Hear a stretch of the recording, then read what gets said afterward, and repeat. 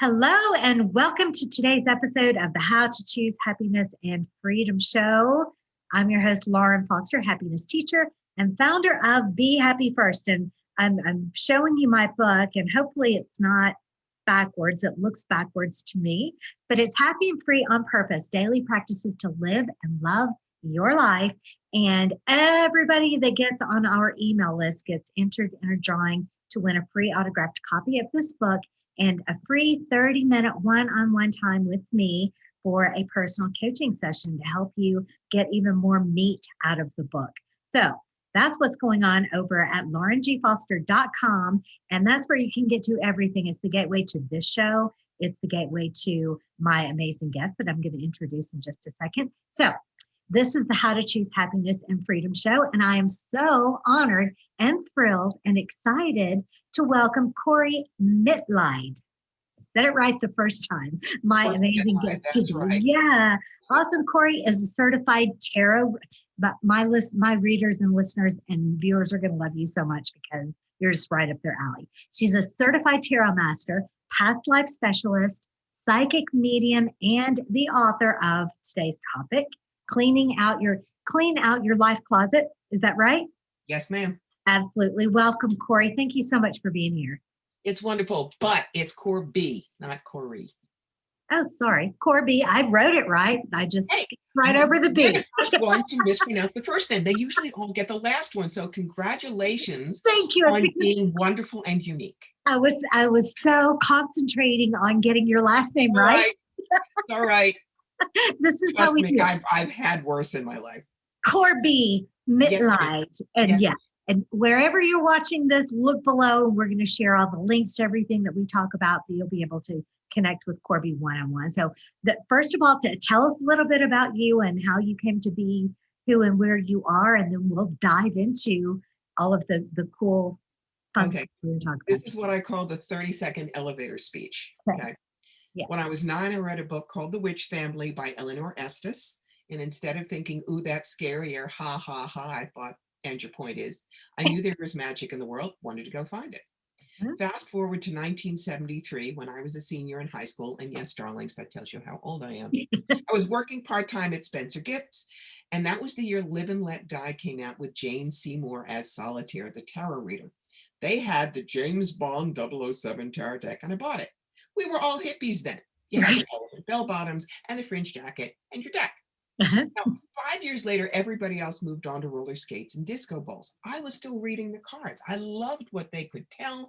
I loved the stories. So for 20 years, I read for friends, kept my ego out of the way, made sure I was a clear mirror.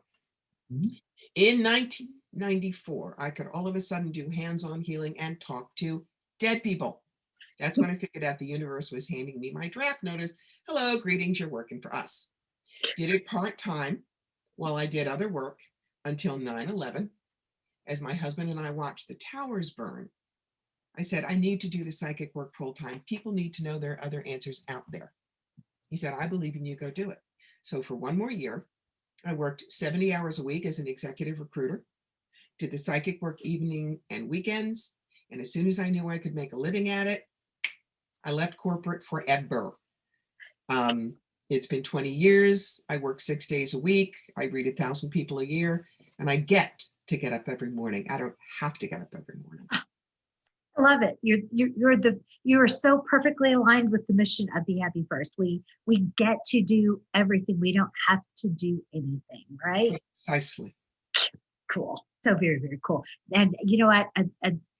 After we talk about cleaning out your life closet, if we have time, I want to talk a little bit more about the tarot cards, and because they're fascinating to me too. Although I'm just a dabbler, and I've been working at learning to be a channeler, and I'm very, very interested in that I'm going to be 56 next week, and I'm the baby. Neither of us look our age, darling. We just we don't. God, we look amazing. It's awesome. Well, I know about you, but my magic formula is no kids, takes 10 years off your looks right there. I got that going for me too. What are you going to do? But so being the baby of 6 kids, I'm beginning to experience a whole lot of death. I've already lost 2 of my siblings, and all of my mother's generation is gone. I'm an orphan. And so I've become more and more interested in exactly how we can stay connected to the people who are no longer in their physical body. So, but first, we fulfill our promise and our mission to what in the world does it mean to clean out your life closet? What is it like clean out your closet? I mean, you go in there and you see the dress that, oh baby, it looked great on you in 1988. Hello, that's 35 years ago. You see what someone else thought you should wear, the navy blue blazer you had to wear at a certain job. It's not you, dump it.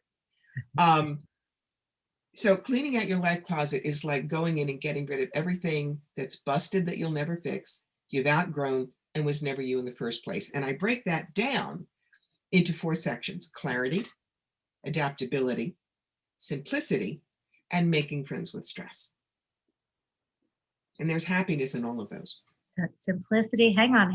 I'm taking notes. I hope all of you out there are taking notes too. Simplicity, and what was the last one? Clarity, simplicity, adaptability. It's going with the flow. Right. And making friends with stress. Making friends with stress. Okay, we have to talk about all 4 of them, because this is the formula for happiness. You need to know what you want and be able to see clearly what your path is and how you want your life to unfold. And you do need to go with the flow and be adaptable, and simplicity and making friends. Yeah. So start at the top. Talk to us about clarity. Well, clarity is important because if you're not clear on who you are, what you want to do, what you want in your life, you literally walk around in a fog. There are things in your life that don't support you, whether they're toxic people, time wasters, whatever it is. And in the book, I talk about clarity as a 3-legged stool. You need to get clear on your purpose. You need to get clear in relationships, and you need to get clear with spirit. You get those 3 solid, you can move ahead and do just about anything you need to do.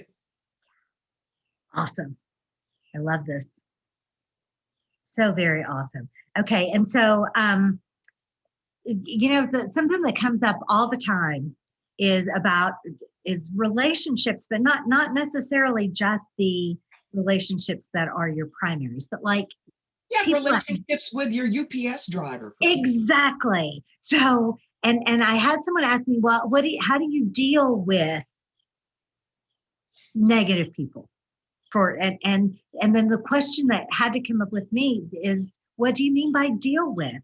What do you want from them? Do you want to help them?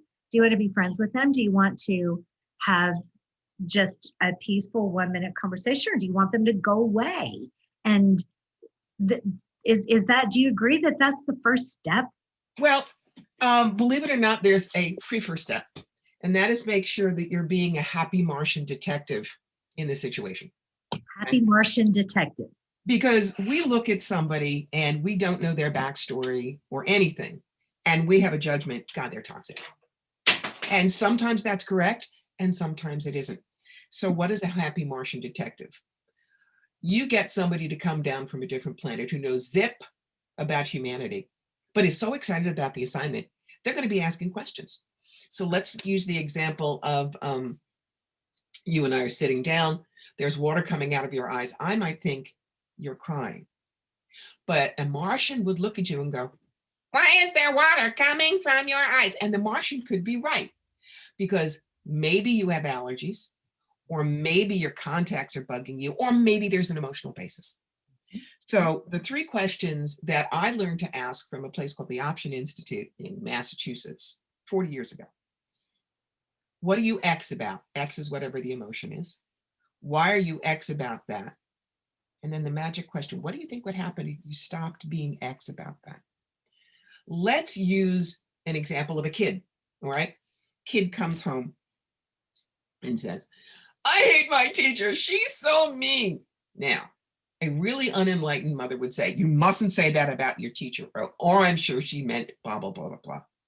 But if you say, okay, what are you unhappy about here? She said that we had double homework tonight. And And again, well, it's necessary or homework is blah, blah, blah. Enlightened mom. Why are you upset about that? Because I'm afraid I won't go out to play. Unenlightened mom. Well, you have to do it, blah, blah, blah, blah, blah. Enlightened mom. The magic question, which validates the child and helps him to do critical thinking. What do you think would happen if you stopped being unhappy about that? Kid thinks, I guess I'd get it done. Do you think it's going to take you until it's dark out? No. So, do you think you could do your homework and then go out to play? Yeah. Boom. The kid doesn't need correcting. The kid doesn't need his emotions negated. His emotions are honored, but he learns how to think differently. So when we run into toxic people, it doesn't mean we have to condone the toxicity, okay? But offer them the chance to change. There was a wonderful meme I saw this morning on rupture or repair. Repair is when people look at a situation and try to fix it because they want to, because the person is more valuable than the problem to them. Rupture is someone that I am absolutely right. You must agree with me. You cannot be friends with the people that I don't like because that means you don't like me. Bless and release them. Bless and release them. Because you're not going to be able to reach everyone. And sometimes we outgrow people. We might have been where they were, but we've discovered that their mode of behavior no longer fits the person we are. Look, when I was in my 20s, I wouldn't put up now with who I was in my 20s. I have grown. Yeah. And I had a conversation this morning with a dear friend who's known me since then. And he said, yes, you are nothing like who you were, except for those core things that we all loved about you. That's growth. But not everybody can reach that. So again, bless and release, no guilt. Right. Yeah. Yeah. And there's not a thing wrong with loving people from afar. I love you. But yeah. Awesome. Very, very cool. Okay. So we got off on I took us off on a tangent, but that's okay. We can always. Oh, I can talk about everything. So back on track. We can always come back. And I totally love that. And if there are moms of young children out there listening, that was just an amazing, very powerful little mini lesson there to, help your child be able to understand that they get to choose a different way of thinking. You get to choose whether you're going to be upset about your homework or not. It's very powerful. Very cool. Okay. So clarity, clear purpose. How do we know? And the happy and free on purpose is deliberately, but it's also on your own path. But so many of us have been for so long only doing what we think we can, only doing what we think we're allowed to, only doing what we think is acceptable. How do we get all of that crap out of our head and figure out what our purpose is? Well, for one thing, that is the one question I will not answer when someone comes to me, how do I run my business better? I'm working on this relationship. But if you come in and say, what is my purpose? I'll go, Right. I haven't lived your life. I haven't faced your challenges. I haven't dealt with your surroundings. So I actually do a very deep consultation called Create Your Sentence of Passion on that. What's your sentence of passion? Your sentence of passion is not who you are or what you do or even how you do it. It's your vapor trail. When you go skidding into heaven on bald tires and fumes in the tank, and God hands you a cup of coffee and says, so you get to go, I did this. Isn't it cool? Now, my sentence of passion is cross the bridge from fear to fearlessness and fly. When I can take somebody from point A to point B, when they thought they couldn't make it, whack them on their shoulder, say, here are your wings. You don't need a flight plan now. I'm living my bliss. But I've done it as an actress, an author, an inspirational speaker, a legal assistant, a video producer, a writer for a famous graphic novel series, and the executive recruiter and the psychic. It's not the job. Okay. Now that session has 2 massive pages of questions and it's an hour and a half and blah, blah, blah. But in my book, I've given you a way to start. And we need to find the glasses because at 66, You need the glasses to read. I'm right there with you, sister. Old. All right. What has my life been about? If you've always had a roller coaster relationship with money, how has that shaped your idea of prosperity? If you're always the one who stands up for the underdog, whether or not you win, how does justice look to you? Right? Things like that. Mm-hmm. Where does your happiness lie? Me, I'm a wordsmith. Words are my drug of choice. So don't put me anywhere where all I'm doing is type in somebody else's words or working with figures. I will melt. Where do I find comfort? Now, this isn't potato chips and video games. This is word crafting. This is working with people. This is being on stage for me. What crises have changed your life? If you've lived through the California fires, if you have been overseas in a war, with me, I've done the cancer dance 3 times and come out on the other side. Those are going to give you grist for the mill. How do you learn or work best? That's very simple. Do you work best seeing something done, hearing it done, doing it yourself? Are you left brain or right brain? And finally, what do you want to be remembered for? You know, some people say, well, I want to be remembered for being a good mom. Great. That would not be my thing. My thing would be charismatic, inspiring people and getting them to laugh. Both are absolutely valid, but both come directly from our life experience. Since I've never had kids, I can completely honor her saying her purpose is to raise good children, but I cannot be viscerally empathetic because I didn't. Right. So that's why your sentence of passion is your purpose. You are the one who will create it. Anyone else tells you what you ought to be doing, I want to give you 2 magic phrases. Thank you for sharing. You may think that if you wish, but if it is not where you want to go, you ignore it. Right. Perfect. This is beautiful advice. And I know we could do a whole show just on that. But but so the clarity in your purpose, clarity in your relationships, clarity in spirit. Let's touch on clarity in spirit. You get clear in spirit by shutting up and sitting down and listening. You do. Yeah. Our little pea brains cannot encompass the entirety of what spirit is. And it's why when I work with clients, I tell them, I don't care if you're Christian, Jewish, pagan, Muslim, Buddhist, or believe in Ralph the Wonder Dog. I really don't. I just think you need to believe that something up there loves you, wants the best for you, and is willing to work with you. However you see that, fine. The other way is God owns the grocery store. He doesn't care if you come in through florist, deli, or health and beauty aids. Just get in the store. When people realize that God doesn't love or hate you based on, you know, how you dress up your genuflections.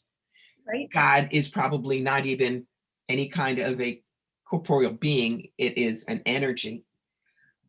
When they realize that they don't have to be perfect for spirit to love them, that's when they get clear with spirit and they listen for how spirit is going to talk to them to shape their lives. Awesome. It makes life easier. Oh, yeah. Oh, it absolutely does. This is such a rich episode already. I'm loving it. Okay, so let's move on to adaptability. Okay. And yeah, that's so much of my life I spent trying to make the world into what I wanted it to be. And that's a really exhausting way to live. So massively. Yeah. So talk to me about adaptability but most importantly, what's the quickest way that someone can begin to learn to be adaptable and going with the flow? Well, perfect isn't what you think it is. That's number one. The example I use in my book is, a couple of years ago, normally for my birthday, we always go out to our very favorite Tony expensive restaurant, and it's champagne and it's filet and it's just delicious on all levels. But this particular year, I was on antibiotics, and they were the kind that you can't eat a lot of things on. You certainly can't drink. I had a writing deadline to do, and I wasn't feeling well, so I was completely grumpy. But there were ways that I looked at making sure that I understood perfect. And I've written them down here, and this is how you work it. They're what I call perfection ponders. Perfection can be flexible. Because I was flexible and said, fine, we'll go out to eat next month. I can do my deadline here. I didn't feel like I was missing something. Perfection can mean considering other ideas and changing course. It means give attention to what really matters, and what really mattered then was my health. Perfection can be found in the tiniest moments and the most ordinary occurrences. The cat, back then, it was my beloved brown tabby Maine Coon, Oswald the Great. And Oswald knew when mom wasn't feeling well, Dr. Oswald needed to sit in her lap. And, you know, Maine Coons are the size of Cocker Spaniels. They're huge. And so instead of Grumpy, there was this big purry furry, I love you, mom, and I'm going to purr the sick out of you in my face. Yeah. And it's exactly what I needed. So it was an ordinary moment, but it was perfect. Let's see, where else are we? Perfection can be the willingness to fail fast and get it out of the way to get where you want to go. I was having real trouble writing one particular assignment I had, and I kept banging my head against it. So I just said, forget it, and went to another one that was flowing more easily and was really going to be due a few days after anyway. Perfection can be flow rather than fraught. You know, I always tell people, be a leaf, not a salmon. They say, what do you mean? Well, a salmon is going to push to get where it needs to go, even if it dies. A leaf is going to go, I guess I'm going over there. And the leaf gets to the bottom of the river, takes its pictures and its postcards, and it's still there. That's right. Perfection comes from imperfection. Many of the best lessons I've learned that have made my life easier and been glorious for me to teach came from my own mistakes, my own not being perfect. And Perfection Ponder 8 is the universe is always perfect. Now, a big example of that, I used to be on the road 45 weekends a year, 45,000, 50,000 miles on the car. My nickname was the Travel Channel, and I adored it. In 2019, I had a herniated disc and pinched nerve, which makes birthing triplets look like a tea party. Ow. Took me about 2-3 months to ratchet everything down, but the doctor said, you're toast. You are not going back on the road. You can't load in and load out. You can't be in the car for more than 2-3 hours without pain. So all of a sudden, the business model I'd had for 18 years had to be reimagined fast. That was in December 2019. What happened in March 2020? We started the year of Murder Hoard It Bingo and Hold My Beer. But because I had re-engineered my business to be completely online, I did better last year than I had done on the road, as opposed to a lot of my friends who only did the circuit and they crashed and burned. So that's an example of the universe is always perfect. It has your back. It knows what you need, even if you can't see that far ahead. Awesome. Really, really good. Really good. I think my favorite is the salmon or the leaf. Mm-hmm. Perfect. Okay, cool. I very often teach with pictures and stories like that because that's what people see and they'll remember that. I will completely remember that. And they do say that's such a perfect example of the salmon swimming upstream, no matter what. Okay. So briefly, simplicity. What does that mean in the grand scheme? Life is a tiny house. You know, the tiny house movement. Do you really need everything in your life? If you have a family, yes, everybody needs their own toothbrush, but does everybody need their own copy of Harry Potter? Right. Simplicity is knowing what to do when you get rid of your stuff. Simplicity is looking at how you live your life. Are you a thing people? You always have to collect Disney stuffed animals, whatever. Are you, I used to call it a Rolodex people, but people don't know what a Rolodex is anymore. Do you always have to collect people so you know you have this many friends? Are you an experienced person? You have to say you've been to all the restaurants. You're a deadhead. I've been to all the concerts. Or are you a connections people where You're not just going to work at a food bank, so now you can say you worked at a food bank. You're there for the people. You're there to heal. You're there to make a difference. That's how you decide what you want to keep in your life. That's how you simplify. You also get rid of all the cat hair in your office. Sorry about that. Yeah, that's not possible. No, not with Maine Coons. Anyway. Yeah, that's totally not possible. I have 5, so that my life is full of cat hair. Get it. You're a cat mom. You get it. I have 2 dogs too. So there we go. Okay. All right, then making friends with stress. Okay. You are going to have stress in your life, my darlings. It's just there. But there's eustress, eustress. That's good stress. What's good stress? Good stress is when Simone Biles, she's pulled out for her mental stuff, good for her. But when she's happy and she's on just before she does routine, there's that adrenaline rush. That's good stress. Mm-hmm. Bad stress is saying yes when we wanted to say no and overscheduling ourselves, constantly double thinking about what we're supposed to do, trying to figure out all the angles. That gives us chronic stress, and that's the problem. And the 2 ways to look at stress to avoid it: stress as mission creep and stress as the shot across the bow. All right, let's do shot across the bow first. When I am rocking and rolling and reading in a very big event, sometimes I forget that I need to eat well. There was one case where I was working at a friend's cafe, hadn't eaten all day, kitchen was busy, so I just grabbed one of their raspberry bars, which are wonderful, but highly sugared and very rich. Within 20 minutes after wolfing that down,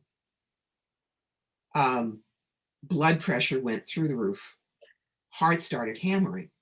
Mm-hmm. That was my warning: ratchet down your sugar. Only needed that once. Mission creep is, let's say you love to knit, so you're making baby clothes for a friend. And the friend says, wow, they look really great. Could you make a couple for my church bazaar? And so you make some extras. And someone at the church bazaar says, wow, I work for the local NPR place, and would you make some for us to give away to our pledge drive? And you say yes, and you're knitting more. And then they say, and by the way, you have to use this yarn and these patterns because these are our underwriters and we need it in 3 weeks. So all of a sudden, something you did because you love it became hell because you didn't know how to say no. And after you finish that, you put away your knitting and you never do it again because now you hate it. Mm-hmm. That's where mission creep, you have to learn to say no. You just do. And as a matter of fact, somewhere here, though I'm not quite, here it is. Wait there. Okay.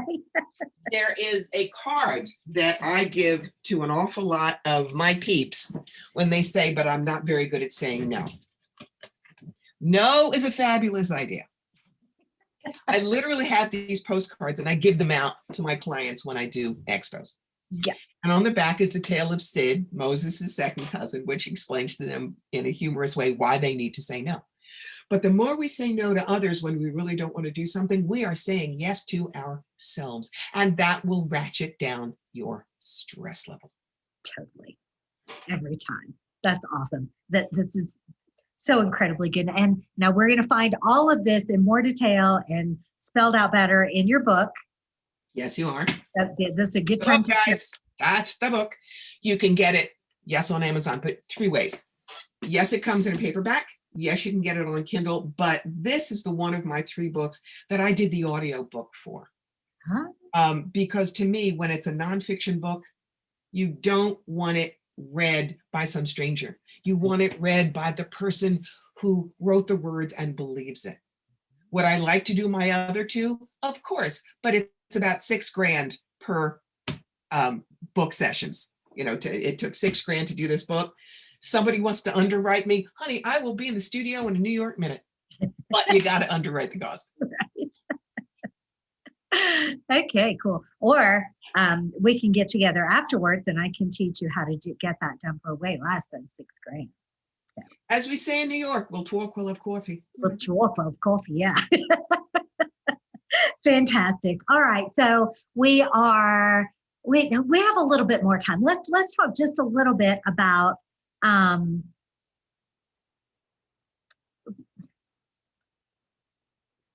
how do I put this? Bluntly is good. And everyone can do what you do. I believe. I believe that anyone that is willing to open themselves can read tarot cards, can communicate with the beyond. But not everyone has taken the time to develop that sense. That's exactly right. That's exactly right. And so, and I might not want to. I might be busy off doing my other passion, but I want to consult with someone like you who is passionate about developing that skill. That's this one. Psychic Yellow Brick Road, How to Find the Real Wizards and Avoid the Flying Monkeys. Yes. And I didn't even know about that book. I didn't. Yes. Okay. The whole point is good psychic guidance is art. You don't want to settle for a forgery.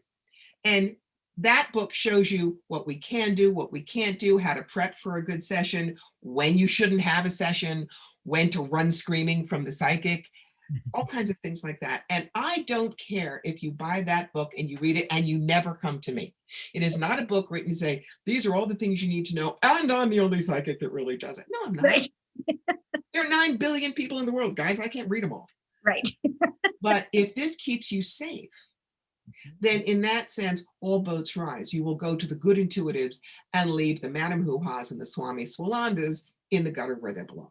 Okay. All right. So what's the number one sign that your psychic isn't real and is just not real? I don't want to say anything bad about even somebody that is just a fictional person, but how do you know? What's the first clue?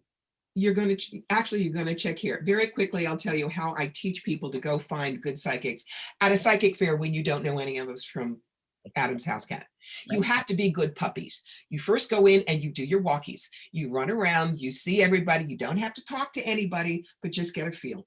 You'll find that you're drawn to 3, 4, 5 particular booths. Then you get paper trained. We all have flyers or rack cards and you collect them. You talk to us if we're busy.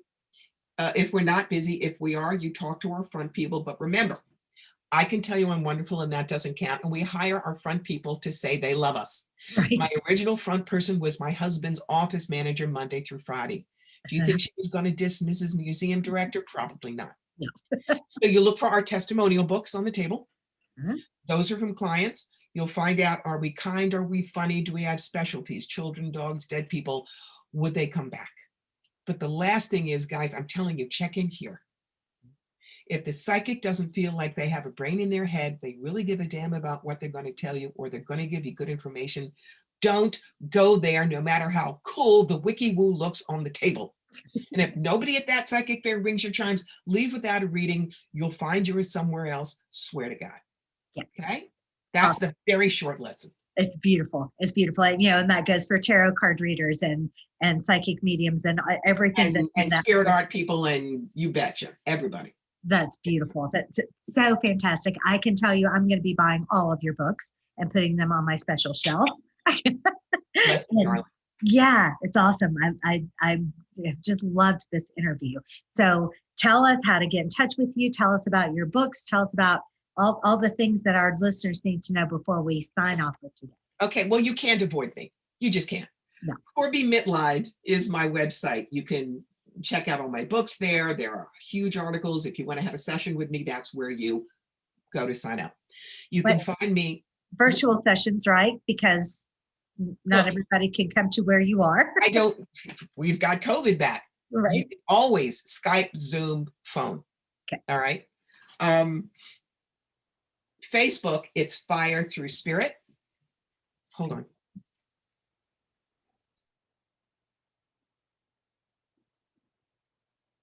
Sorry, guys. That's where you need to find the mute button so you don't sneeze live on air. Right.